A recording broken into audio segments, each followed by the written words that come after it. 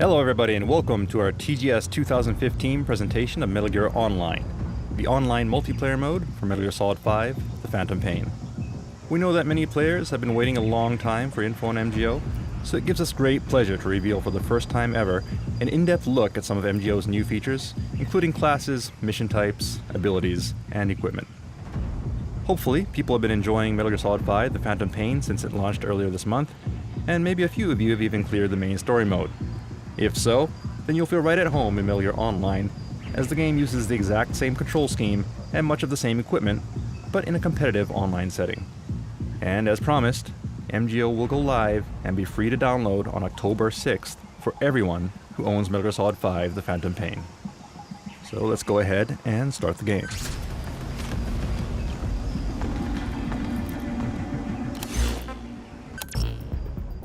For your player character, you can choose the avatar that you created at the beginning of Metal Gear Solid 5, The Phantom Pain, or you may also create new characters if you wish.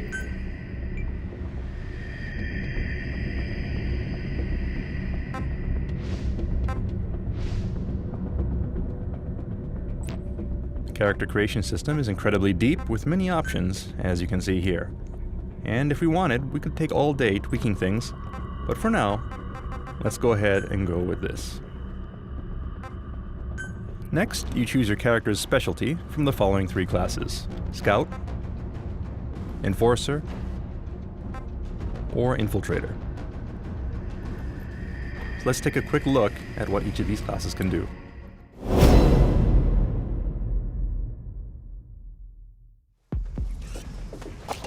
Infiltrators excel in close-range combat. They're very quick on their feet, and they can be very lethal when paired with stealth camo. Here we see an infiltrator sneaking up behind an enemy to interrogate them and extract the location of opposing team members. Naturally, you can also sneak up on enemies and kidnap them using the Fulton as well. Long story short, if stealth is your thing, then the infiltrator class is the one for you.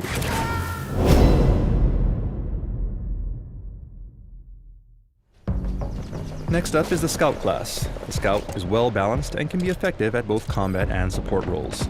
Scouts excel at spotting enemies from a distance, allowing you to quickly mark enemies for your allies. Then support them with long-range sniper fire. Attacking from a distance minimizes the risk of being spotted or attacked by the enemy. So if you're the type who likes to gather intel and snipe targets, then this would be the perfect class for you.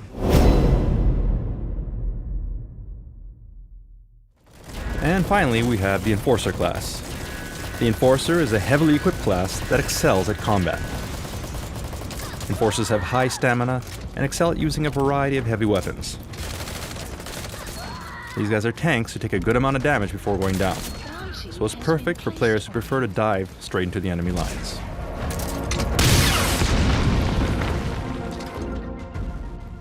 Alright, so now that we've explained the classes, let's jump into an actual mission.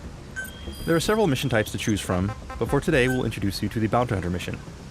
The premise is fairly straightforward. All you have to do is eliminate as many enemy players as you can. However, this rule set features some dynamic twists that make matches very unpredictable, enabling players to quickly turn the tide of battle with strategic play. At the top left of the screen, you can see the map, and next to it, you see the remaining tickets for both your team and the enemy's team. Whenever you kill or Fulton recover an enemy, a ticket is subtracted from their total. If the enemy's tickets are reduced to 0, your team wins.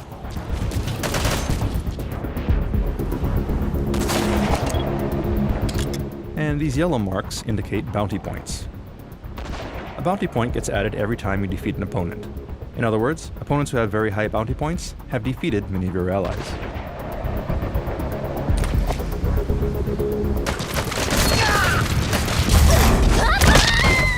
If you Fulton an enemy rather than killing them, their bounty points are added to your team's ticket total.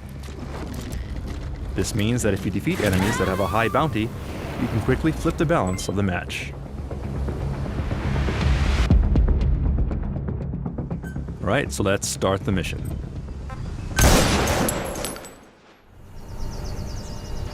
Good luck! Good luck! Give it hell! Good luck! It's your show now! Go! Go! Go! You coming? Heading your way. Alright, so the names of your comrades are displayed in blue above their head. Help me out. And what you're seeing right now is the salute action. Saluting a teammate can establish a buddy link with them. Among other things, becoming buddies with another player allows for sharing of information. For example, you can see what your buddy is aiming at, as indicated by the blue laser you see on the screen. Aside from this, other actions can also be enabled as you build more camaraderie with your buddy. Split up. Copy. So let's take a look at some of your other teammates. The red markers on the screen are the opposing team. And note that markers placed by your allies are shared with the entire team. Here, a pair of players are entering the building as a two-man cell. And an enemy was detected. Firefight ensues. We spot a suspicious box, which was empty. And it turns out it was a trap because we have a sleep mine. And the enemy was actually in stealth camo and is now taken as hostage. But, as you can see, one of our teammates managed to score a sniper shot on the guy and save us. So thanks to our buddy there. Alright, so now we're going to take the view of the sniper. And we see some of our teammates down below. So let's see if we can lend them a hand. Let's scope out the area and see if we can provide some cover fire. Oh, but no, it's a dreaded plush snare. Anyone who looks at it is overwhelmed by its cuteness and will be unable to move, even if it's just through binoculars. That sniper's now disabled. But there's a nice shield dash by one of our other teammates. That's going. We'll go ahead and Fulton the enemy and take their tickets. You coming? And establish a new buddy link. Note that buddy links can be re-established and changed at any time. Alright, in the meantime, let's see what some of the other teammates are up to. Nope, and it looks like we ran into some enemies here. This is looking bad. I need cover! I'm heading to you. Nice stun, but it looks like we were hit by a Fulton cannon. With no teammates around to save us, we're immediately removed from the field. Meanwhile, one of our infiltrators is making good use of stealth camo to capture and interrogate an opposing team member. This enables you to automatically mark opponents and share their location with the rest of the team. And on the bridge, we see our guys are being pushed back by our walker gear, but we're too far to offer support. In cases like this, you can use a bit of technology that may look familiar from the main game. What we did is we used a wormhole to instantly transport ourselves to our buddy's location.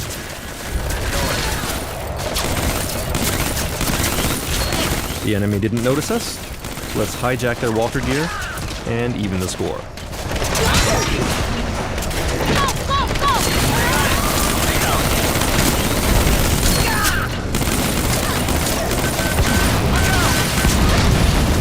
Alright, and our walker gear was hit.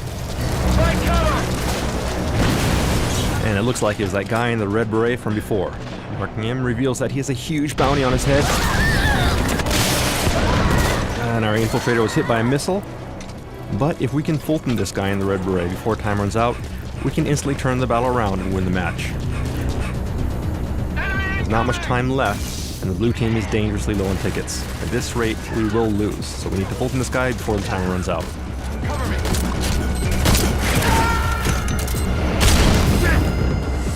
And we're hit by a stun grenade. That's not good.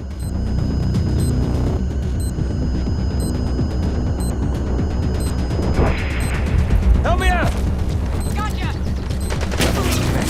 But our comrade rescues us, and with a well-timed Fulton punch, we can instantly Fulton the guy in the red beret, turning his bounty into blue tickets just as time runs out. Solid wins.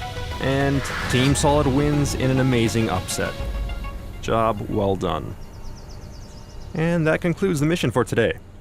But before we end today's presentation, we'd also like to give you a quick peek at another exciting feature of MGO. Unique characters.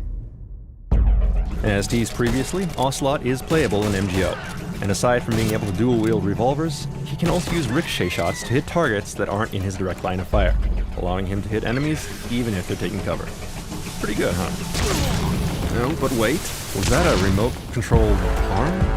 Yes, Snake also makes his appearance in MGO, complete with his bionic arm, which gives him various unique abilities, such as the ever-popular Rocket Punch. Well done, boss. Alright, and that concludes our TGS 2015 presentation of Metal Gear Online. Players can look forward to discovering other stages, mission types, equipment, and abilities for themselves when MGO goes live next month on October 6th.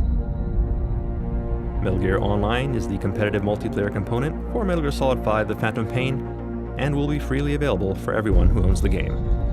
So mark your calendar and be sure to download the update when it goes live.